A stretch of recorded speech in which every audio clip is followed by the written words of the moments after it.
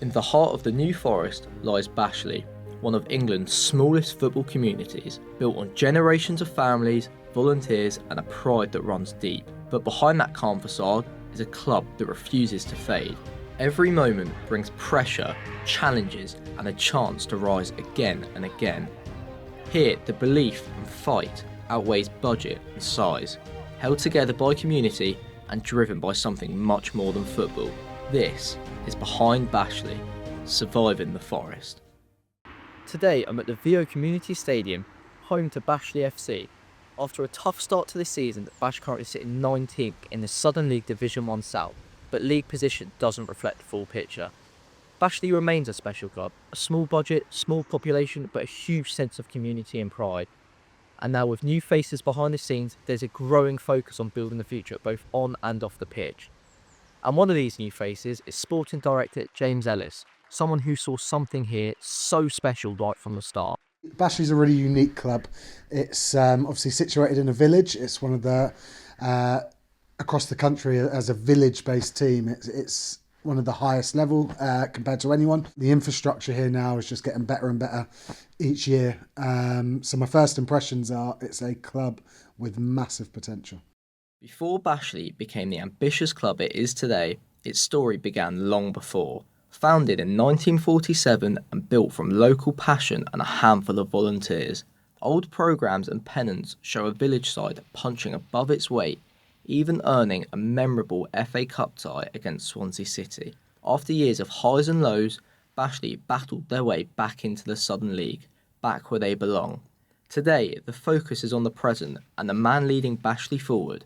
I spoke with first team manager Jack Williamson about his visions. Bashley player obviously has to have so much aggression in the way they play and intensity, tenacity. The non-negotiables of a footballing team, outrun the opposition.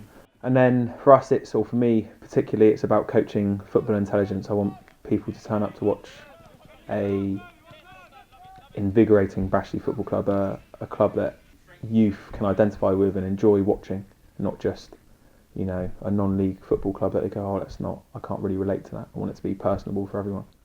On the pitch, change is already taking shape. A new generation of players are coming through.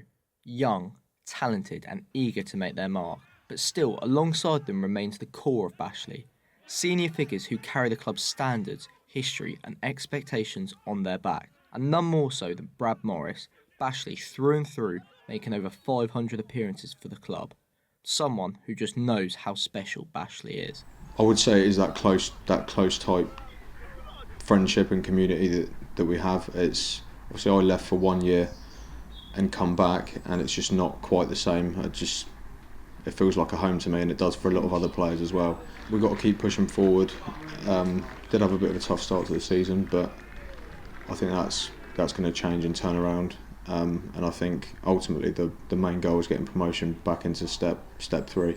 Bashley have always had a great following, and as the years go on, the numbers continue to increase. In this season's league, full of bigger towns, Bashley still ranks amongst the strongest for attendance. But for many here, it isn't just somewhere to watch football. It's a place to feel wanted, together as one. Yeah, we started to come up regularly, and then we developed, didn't we, really? We sort of met loads of people. We become part of the community. Yeah, we started becoming part of Bashley Football Club, and and we've grown into this sort of family of Bashley supporters, really. Touching on like a father and son, we enjoy this is our time together, and there's a few people in this club that you've got grandsons, you've got granddads, and it's quite special.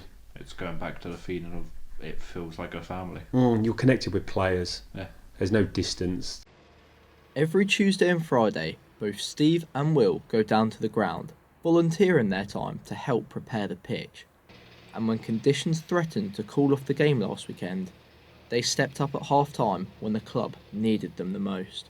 Often a lot of people come to football, they watch the football and they think that's that, but they don't realise the hard work that goes into making the pitch, prepping the pitch and seeing it all go in. So slightly doing it in front of the fans, I hope they recognise a little bit the hard work that goes into it. I think that's one of my biggest highs now, was Saturday actually Yeah. helping with the pitch and seeing the boys win on it and get a 2-0 result made our day. They seemed really happy with it. What do we say when that happens? Up the what? Up the bash. It's so easy to overlook the people behind the scenes, but at clubs like Bashley, their role can be the difference between a game going ahead or not. I think I talk about it a lot regarding the fans and the support system. I don't know when this is going to go out, but the last game that we had was treacherous to conditions, I think. And then you had 5, 10, 15 volunteers on the pitch trying to fix the divots and drain the water and put something where it needs to be. It was just remarkable, and I think that embodies Bashley Football Club, and that shows really what this whole community is about. I think people in football, or I'll rephrase that, people outside of football do not understand the importance of volunteers at non-league. It's remarkable. Not until you're actually inside the run-ins of the club day to day can you appreciate and even begin to understand the fact that these people give up hours and hours and hours of their time to facilitate 11 blokes kicking the ball around the pitch, and they do it again and again, and you know it's a thankless task. They don't ask for money, they don't ask for anything like that, and it's just because they love the club. Bashley, a small village hidden in the New Forest, a club shaped by its people, players and volunteers, together as one. Whatever the setback, the sense of community has never shifted, and now a club reborn, on the ascend. What's next for them? Just how far can they go? I think this club can be completely sustainable. It can be a real community hub, and I think it could be one of the most unique facilities in the south of England. This has been Behind Bashley, Surviving the Forest.